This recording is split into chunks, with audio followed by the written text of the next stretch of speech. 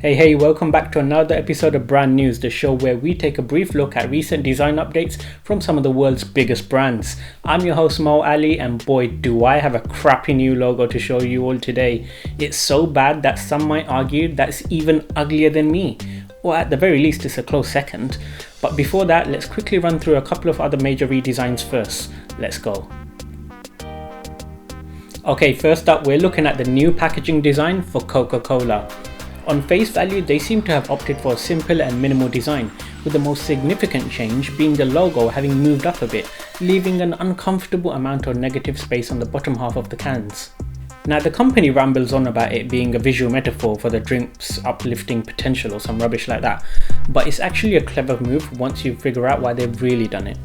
When you hold a can, your hands end up covering the brand name, but by elevating the logo to the top, it ensures maximum visibility at all times, reinforcing the brand to the customer and everybody around them.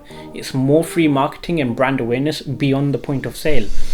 That's a genius move, or if it was unintentional, then it's just sheer dumb luck.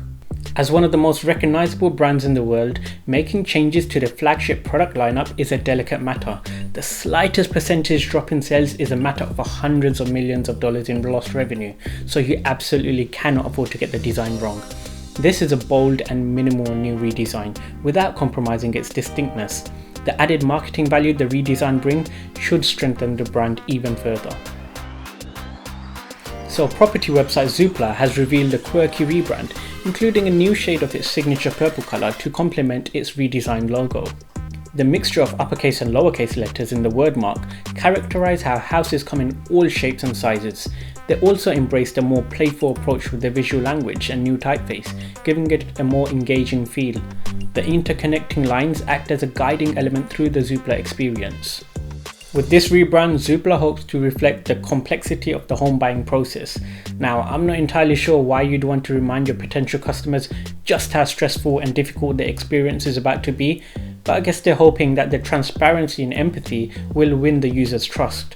Either way, it's a solid redesign which should help bring some personality to the brand. And finally, I've kept the best till last, or rather the worst till last, because this abomination is a strong favourite to be the worst logo of 2021. In fact, it's so bad that there isn't even a high resolution version of it. So without further ado, may I present to you the logo for the Aeropuerto Internacional Felipe Angeles, a brand new airport in Mexico City whose name I've no doubt butchered.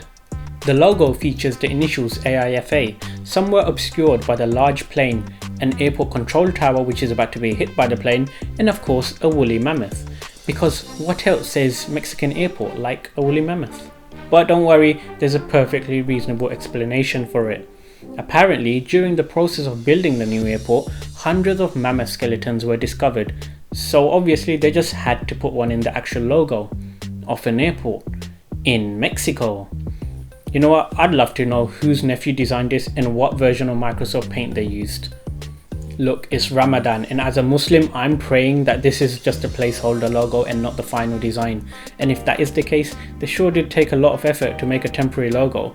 Let's hope they hire a professional designer to make the actual one. Heck, I'd even do it for free if it ensures this thing never sees the light of day. That's all I have for you this week. If you enjoyed it, then feel free to follow me on Instagram and Twitter at MoAliTV. And if you ever need advice about your own brand identity, especially those of you who are opening a new airport in Mexico, feel free to reach out and I'll be happy to point you in the right direction. Don't forget to press that like button, and I'll see you on the next one. Peace.